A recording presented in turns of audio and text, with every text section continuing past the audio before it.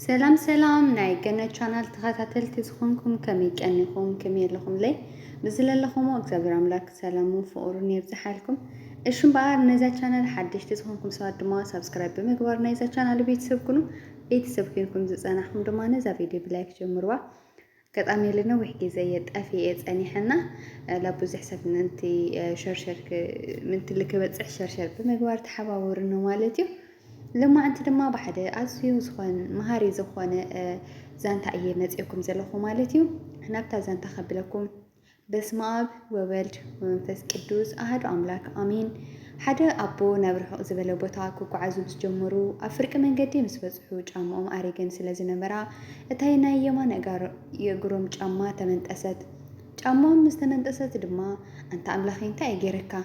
وعزي بسلام زي تفصمني إلهم دما ناملخ ندمارو ጫማም كعريو ጨርቂ ወዲ ጨርቂ ሃሰስኩሉ ብርክት ዝበለ ዳያ ድማ ወሰዱ ድሕሪ ጫማም ምዕራይ ድማ እንደገና ጉዕዞኦም ጀመሩሞ ቁሩስ ግን ሳቦሉ ድማ ተሒዝምዋ ዝነበሩ ቦርሳ ኣዝያ ብዙሕ ነገራት ሒዛ ስለ ዝነበረት ተመንጠሰት ሕጅሞ ንኣምላኽ ዘማረርዎ ክነግረኩም ኣይክእልኒ ብጣዕሚ እዮም ንኣምላኽ ማረሙ ኣታ ኣምላኽ እንታይ እዩ ጌረካ እናበሉ ብዙሕ የመማሪሮሞ ነታ ቦርሳ ንኽዓሪ ድማ ከም ቀደምን ብርክት ዝበለ ጊዜ ወሰዱሞ ቦርሳው معريم ድማ ጉዕዞኦም ቀጸሉ ሓያል መንገዲ ምስከዱ ኣዝዩ ዓብዪ ዝኾነ ኣሰር ወይ ድማ ኣሰር ርጋጽ ገበል ድማ ረኸቡ ተደኒቖም ድማ ጉዳይ ጉዕዞኦም ጥራሕ ገበሩ ሓያል ምስራሓኡ ብርቱዕ ሃፈፍ ዝብል ድምፂ ገበል ሰሙዕሞ ንድሕሪት ገጾም ግልጽ እንተበሉስ በትርጋጽ ገበል ዝረኸቡሉ መንገዲ ክንዲ ዝኽብልዎ ዘይክእሉ ዓብዪ ገበል ዝብላዕ ደልዩ ኣብ ጥሜት ከም ዘለዎ መልሓሱ እንዳወርወረ ካብቲ ኩነታት ድማ እቲ ድማ ተዓዘቡ ዓብዪ ፍርሒ ድማ ፈሪሑ እቶም ኣቦ ድማ ዘይፈልጡ ነይሮም እምበር እቲ ገበል ኣብ ነፍሲ ወከፍ ደቂቓ ኣብ ነፍሲ ወከፍ 15 ደቂቓ እዩ በቲ መንገዱ ዝሓልፍ ነይሩ ድሕሪ ምስትንታን ድማ ሓሊት ኣምላኽ ሕልንኦም ክረትዖም ጀመረ ለካ እቶም ኣቦ ጫምኦምን ቦርሶኦምን ብተደጋጋሚ ጊዜ ክምንጠሳ ዝኽኣላስ እተን 15 ደቂቓ ሓልፋን እቲ ገበል ክሓልፍ እዩ ኣምላኽ ብኣማኻይነት ዘጽንሖም ዝነበረ እግዚአብሔር ኣምላኽ ነቶም ኣቦ ስለ ዝሓለየሎም ወላኻ እቶም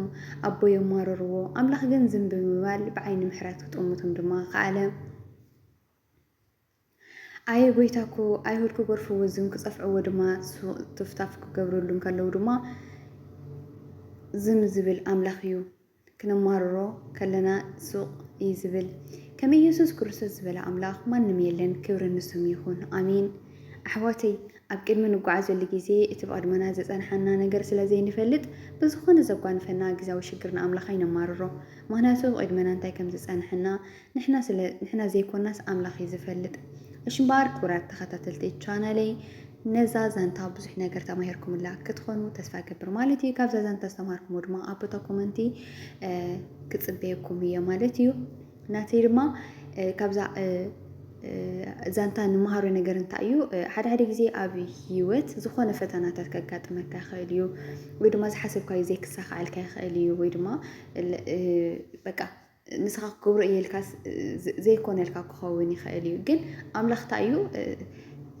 ስለዘይግባእካ ዘይኮነስ ስለዘይጠቕመካ እዩ ዘትርፈካ ካብ ሓደ ነገራሲ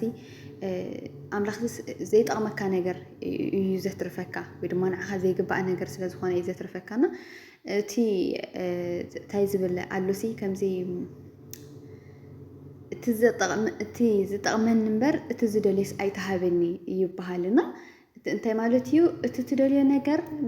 ብዙሕ ዝጎድአካ ኣሎ እዩ ዝጠቕመካ ከም ዘሎ ኮይኑ ለለ ካብ ብዙሕ ዝጎድአካ እንዮ እዩ ድሕር ደኣ እግዚአብሔር እቲ ዘድልየካ ሂብካ ኮይኑ ግን